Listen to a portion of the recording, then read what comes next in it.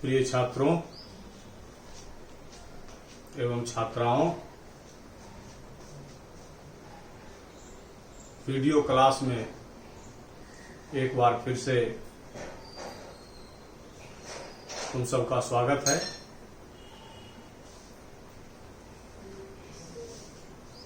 कोविड-19 की व्यवस्था ने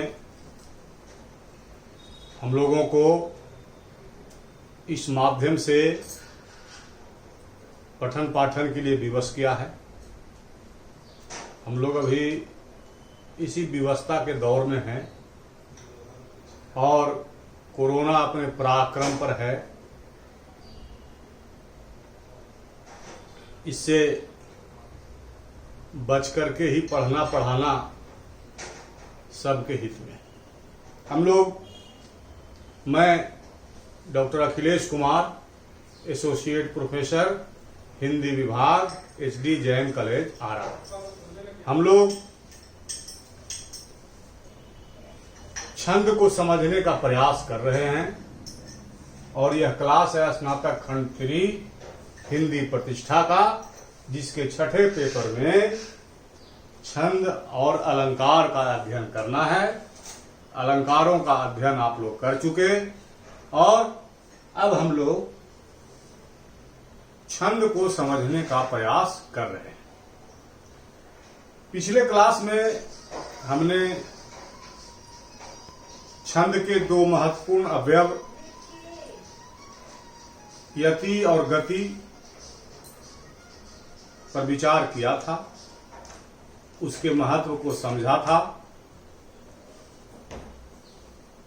आज हम इसके अंतर्गत मात्रा, लघु गुरु एवं वर्ण पर विचार करेंगे।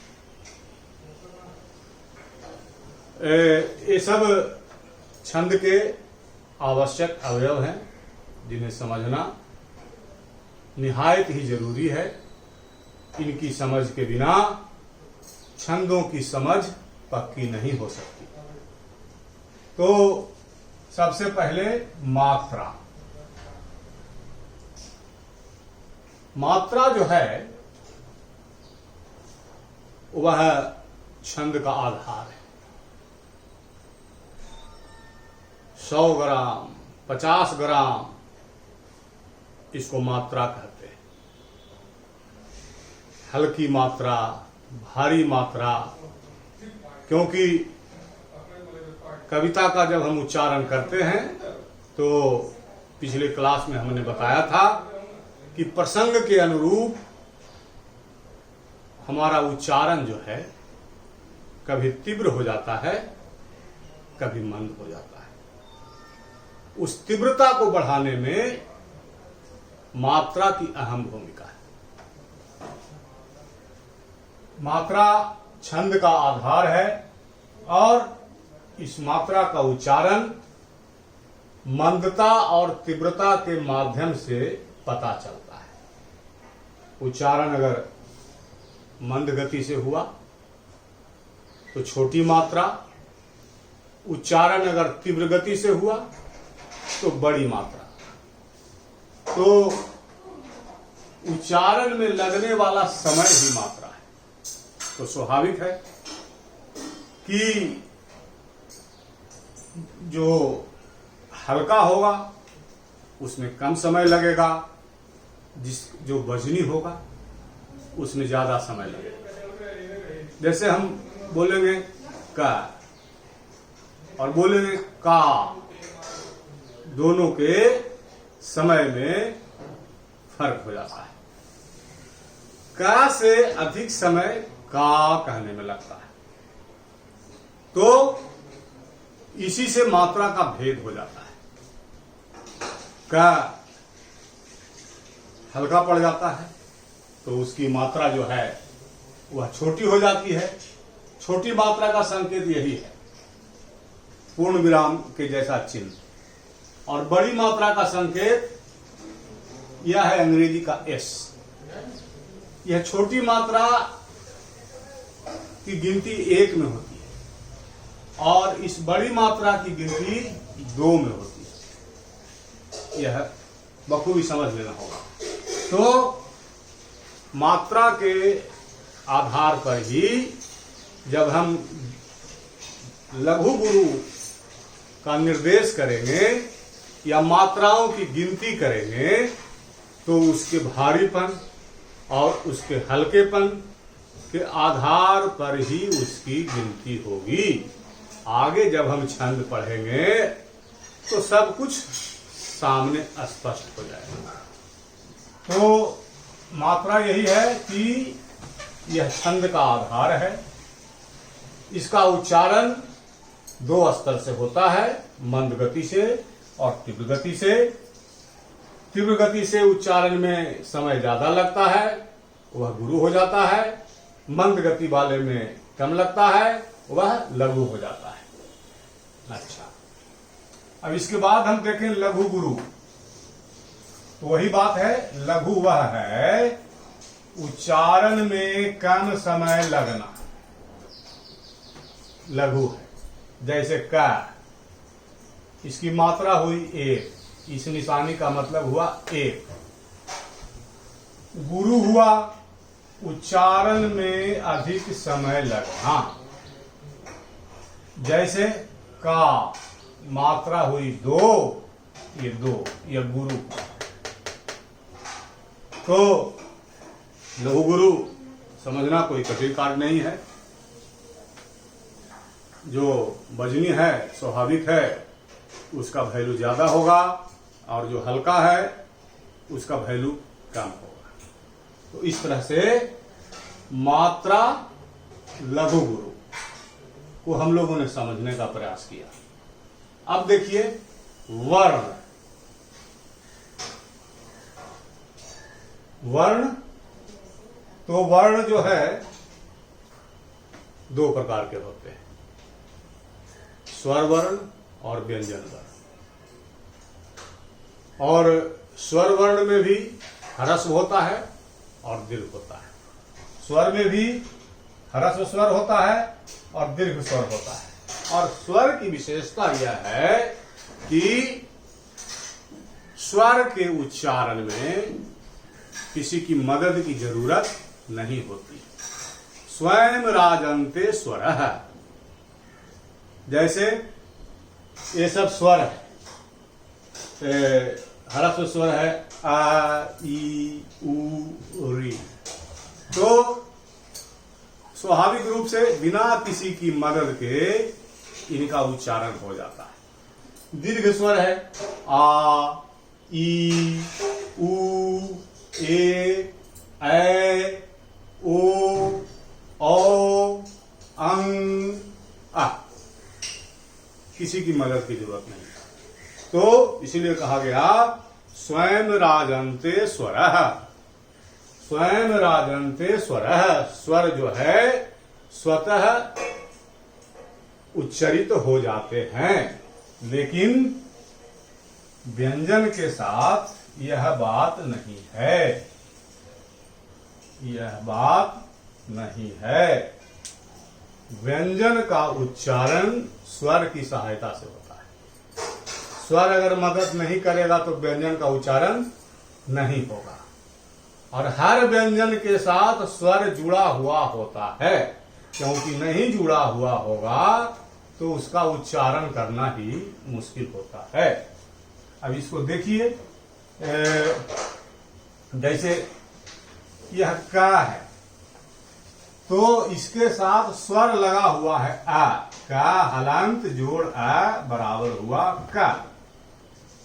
यहां इस व्यंजन वर्ण के साथ स्वर जुड़ा हुआ है और इस स्वर के होने के कारण ही हम इसका उच्चारण कर पा रहे हैं।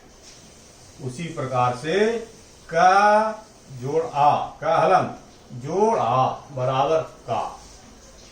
तो यह व्यंजन वर्ण जो है अकेले में सब हलंत युक्त है। उच्चारण के लिए इसके साथ स्वरों को जोड़ना होता है और यह पूरा विवरण इसमें दिया हुआ है आपकी सुविधा के लिए। आदि से अंत तक ये सारा विवरण दिया हुआ है। तो हम समझते हैं कि इस विवरण से व्यंजन को समझने में कोई दिक्कत नहीं होगी और यह स्पष्ट बतला रहा है कि व्यंजन स्वरों की सहायता से उच्चरित होते हैं, व्यंजन वर्ण। जबकि स्वर जो होता है, स्वर वर्ण जो होता है, उसको किसी की मदद की जरूरत नहीं होती है, वह सेल्फ मेड होता है। बिना मदद के चलता है, वह दूसरे की मदद करता है, मदद लेता नहीं। तो यह हो गया स्वर वर्ण और व्यंजन वर्ण। स्वर में भी ह्रस्व स्वर और दीर्घ स्वर, और इसी तरह से व्यंजन में भी ह्रस्व व्यंजन और दीर्घ व्यंजन हो जाएगा, क्योंकि उसके साथ स्वर जुड़ा हुआ है। अगर दीर्घ स्वर जुट गया तो व्यंजन दीर्घ हो जाएगा, ह्रस्व स्वर जुटा है तो वह ह्रस्व होगा, सीधी बात है। तो छंद में इसकी समझ जरूरी है कि ह्रस्व और दीर्घ, ह्रस्व जो है वह लघु होगा और दीर्घ जो होगा वह गुरु होगा, और लघु की मात्रा 1 होगी और गुरु की मात्रा 2 होगी। स्पष्ट है। छंद में इसके अलावे भी कुछ नियम, जैसे एक होता है हलंत वर्ण, कि लिखा जैसे और कोई शब्द लिखा और उसमें बीच में हलंत हो गया, जैसे है यह देखिए आप राहन,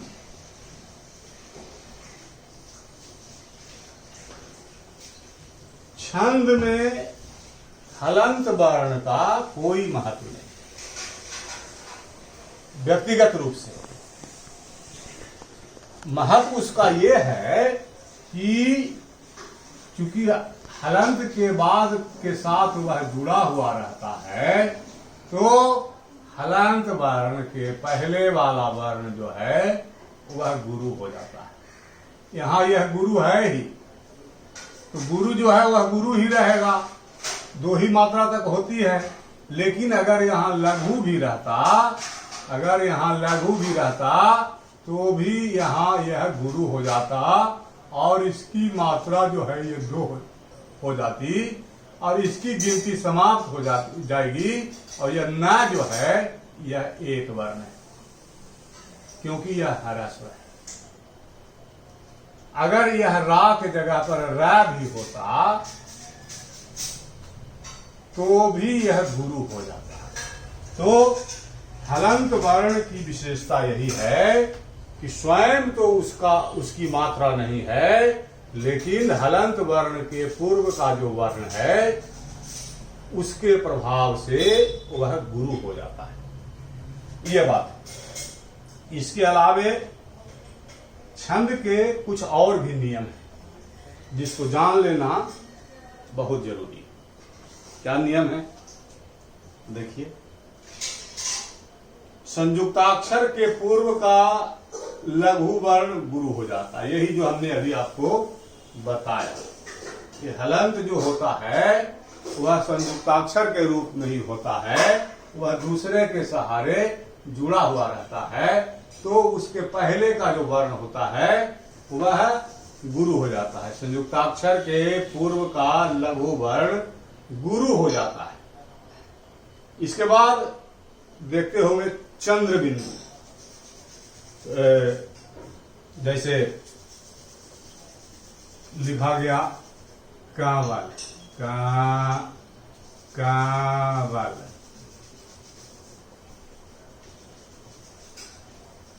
तो यह है चंद्र बिंदु, इसका कोई महत्व नहीं।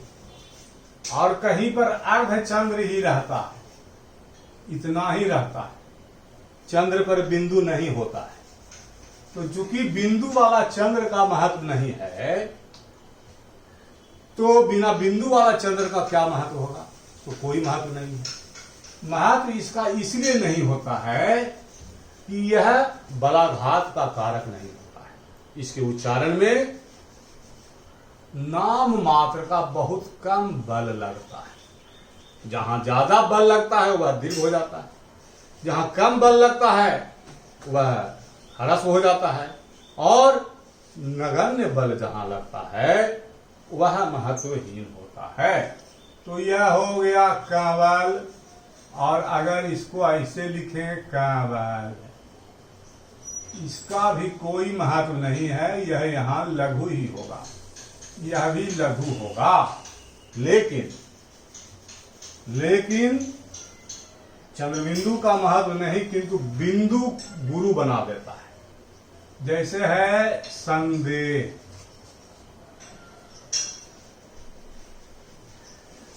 सा पर बिंदु है, ऐसे यह सा जो है लघु है, इसलिए कि यह ह्रस्व है। सा में आ है, लेकिन चूंकि यहां पर अनुस्वार है तो यह गुरु हो जाएगा, यह इस पर एस लगेगा, यह गुरु हो जाएगा संदेह। तो चंद्र बिंदु का महत्व छंद शास्त्र में नहीं है, मात्रा उसकी नहीं गिनी जाती है, और अर्धचंद्र की भी नहीं गिनी जाती है, किंतु बिंदु जो होता है, अनुस्वार जो होता है, उसका महत्व होता है। और जहां पर वह अनुस्वार बैठता है वहां पर उस वर्ण को वह गुरु बना देता है, वजन उसका बढ़ा देता है। तो चंद्र बिंदु का महत्व नहीं, किंतु बिंदु गुरु बना देता है। हंसना, यहां चंद्र बिंदु है तो है पर एक ही है, ये लघु होगा, लेकिन यहां संदेह है, अनुस्वार है, तो यहां ये गुरु होगा, जो कि यहां पर बताया गया। अब कुछ और भी नियम है, जैसे कि ब्रजभाषा में और अवधी में की बोलियों में ए, ऐ, ओ, औ, इसका उच्चारण लघुवत होता है, जबकि हिंदी में सामान्य रूप से यह गुरु है। यह जो है दीर्घ स्वर है, ए, ऐ, ओ, औ। ये देखिए यहां पर यह दीर्घ स्वर है, लेकिन अवधी ब्रजभाषा में ए, ऐ, ओ, औ का उच्चारण लघुवत होता है। तो यही कारण है कि जब हम लघु गुरु को नहीं समझेंगे, नहीं जानेंगे, भाषा का ज्ञान हमको नहीं होगा, तो जब हम ब्रजभाषा और अवधी की कविता पढ़ेंगे और उस पर लघु गुरु का निर्देश करेंगे तो मात्रा कभी बढ़ जाएगी तो कहेंगे कि कैसे लिखे गोस्वामी तुलसीदास जी, बढ़ा दिए हैं, बढ़िया से उनको गिनती नहीं आती थी।